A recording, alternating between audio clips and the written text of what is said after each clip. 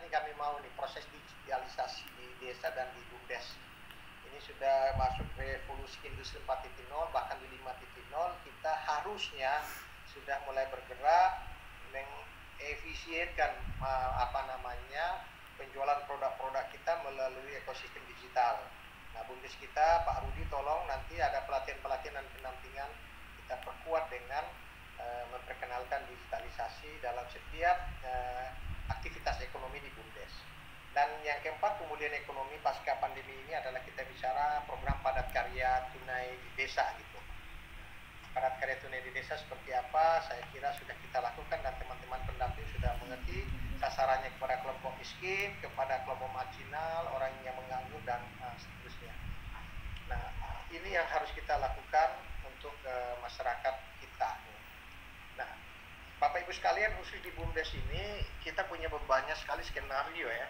Selama ini kita punya kita perkenalkan yang namanya PT Mitra BUMDes Nusantara ya. Kemudian di PT Mitra BUMDes Nusantara itu ada BUMDes bersama. BUMDes bersama ini karena menyatunya BUMDes tingkat bawah. Ada soal misalnya di Kitanan. Walaupun nanti saya tidak lagi bergabung, saya harus ada agenda lain. Pak Rudi tolong, Pak Joko, Mas Lendi dan teman-teman yang lain kita bicara tentang ada kendala besar di kita yang status hukum badan usaha milik desa. Tapi ada laporan di Lamongan, Jawa Timur, cukup dengan SK Bupati bisa mendapatkan pinjaman dapat loan dari Bank Jatim. Artinya apa? Bahwa bisa kita shortcut nih. Ada celah sebetulnya kalau kita tunggu lama ya.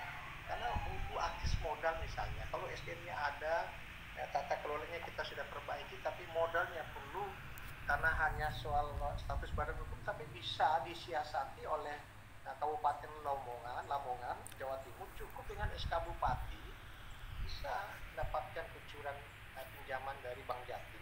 Atau di Purbalingga, ada teman-teman Purbalingga, BUMDes bisa membentuk PT.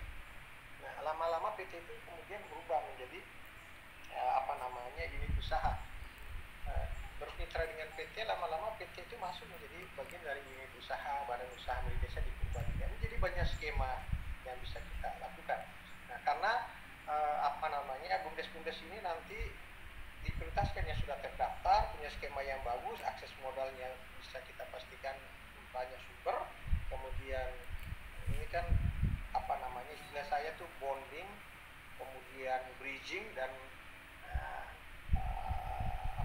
punya link. Nah, jadi kalau BUMDes bisa menjadi ikatan di kelompok-kelompok ekonomi masyarakat, kemudian di bridging dengan bagus, ada yang menjembatani, kemudian bermitra, ada link-link yang dibuka. Nah, saya kira BUMDes ini akan berkembang. Yang pasti adalah harus BUMDes itu berdasar pada potensi yang dimiliki oleh masyarakat di desa kita gitu kan. Nah, ini yang saya kutip 11 Desember 2019, Pak Jokowi minta BUMDes di skilling up, mulai disambungkan ini, di bridging ini, diintegrasi dengan supply chain nasional.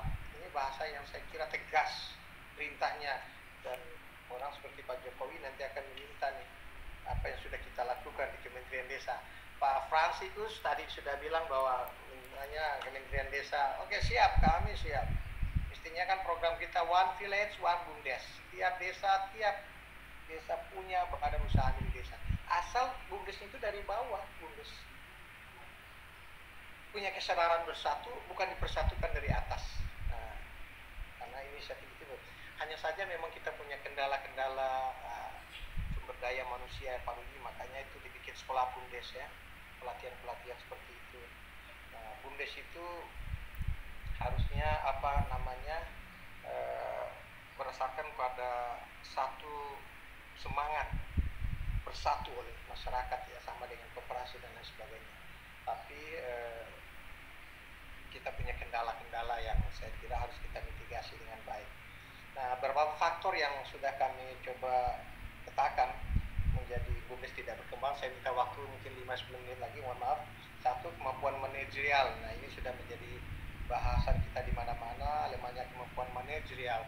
Maka program-program kami itu ada misalnya dengan pelatihan, dengan studi banding. Nah, di tahun lalu itu kan banyak sekali pengurus BUMDes yang dikirim ke Korea, ke Cina, ke India. Ya, itu gitu. Dan kami berencana sebenarnya kalau tidak COVID ini kan banyak yang dikirim pengurus BUMDes untuk melihat tata kelola semacam BUMDes yang ada di beberapa negara yang sudah maju dalam mengelola komoditas pertanian dan perikanan misalnya. Ini harus kita bisa lakukan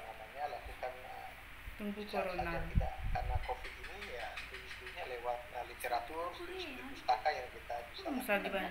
Kemudian yang berikut kurangnya penyertaan modal usaha. Kita ada program yang 50 juta, 150 juta. Nah sekarang 2020 ini dipangkas habis nih untuk COVID. Ya. Nah, mungkin kita bicara next time di 2021. Temanya pembangunan SDM, ada faktor-faktor lain yang saya kira karena tata kelola yang tidak memadai oleh masyarakat yang ada di desa. Nah kita mengklaster nanti kalau setelah ada pemetaan BUMDes itu mana BUMDes yang pemula, mana BUMDes yang berkembang, mana BUMDes yang maju dan mandiri.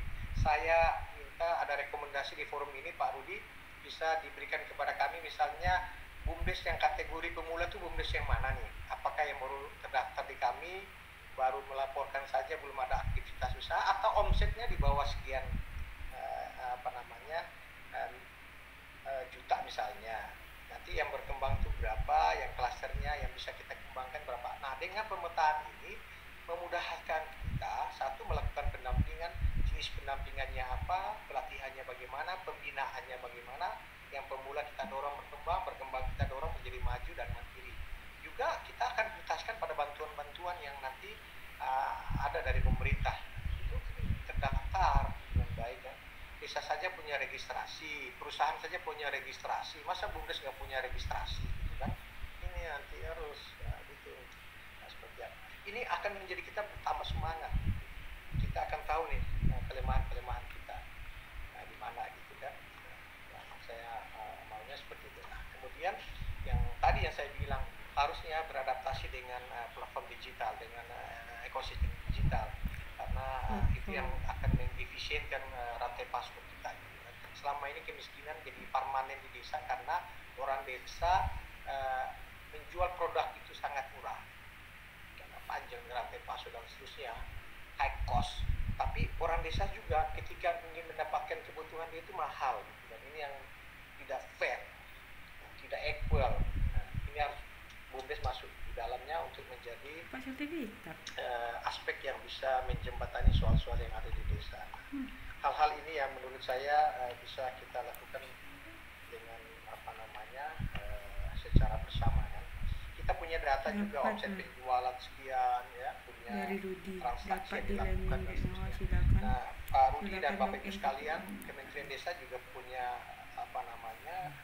MOU dengan Himbara, dengan himpunan bank-bank negara. Ini harus dimanfaatkan oleh pengelola BUMDes.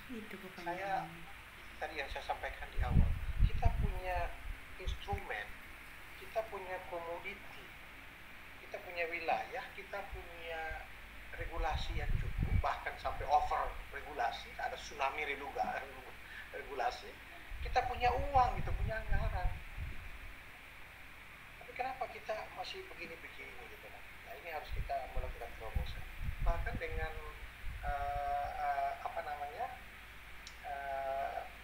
link dengan penerbangan, dengan Lion Air, itu kan ada yang Lion Parcel, angkutan ada. Ini sekarang seperti apa? Bank siap. Nah, mungkin tadi yang saya sebut tata kelolanya, manajemennya, teknologinya.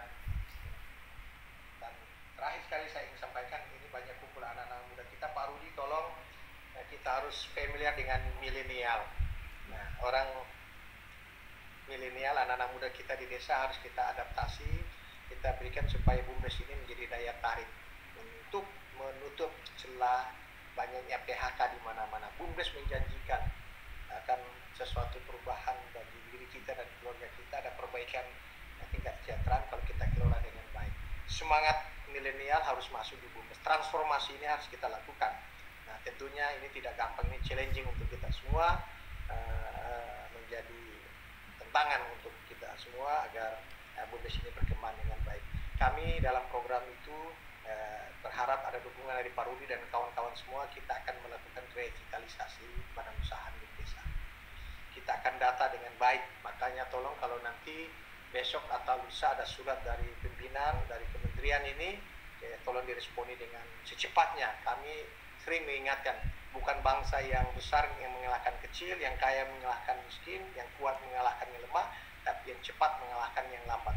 Tolong kalau ada hal sesuatu yang dikeluarkan kebijakan dari pemerintah pusat lewat kementerian ini, tolong mohon dibantu untuk diresponi secepatnya, karena dengan itu kita punya database yang cukup sehingga bisa kita monitor dari waktu ke waktu. Bahkan kami juga mendorong yang namanya pengembangan BUMDes Institute. Nah, Pak Rudi nanti di dalamnya gitu. Bisa BUMDes Syndicate misalnya. Oh, luar biasa itu. Jadi nanti menjadi semacam coaching klinik. Kita bisa bantu mana BUMDes yang masih di bawah. Kita harus maju sama-sama nih. Bukan saling predator satu dengan yang lain, tapi kita saling membahu, saling membantu supaya besar kita sama-sama. BUMDes adalah jantung dari ekonomi yang ada di desa selain koperasi dan usaha-usaha lain. Ini harus kita bangkitkan, kita revitalisasikan.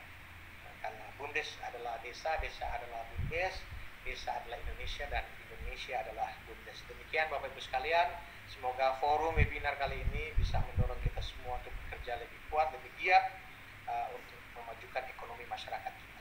Kita harus kuat dan menang melawan COVID-19. Konsistensi kita, protokol kesehatan, jaga betul, kita jaga betul kohesivitas kita, kerjasama, kolaborasi di antara kita, dan kita harus menjaga dan memastikan ekonomi di desa terutama harus berputar.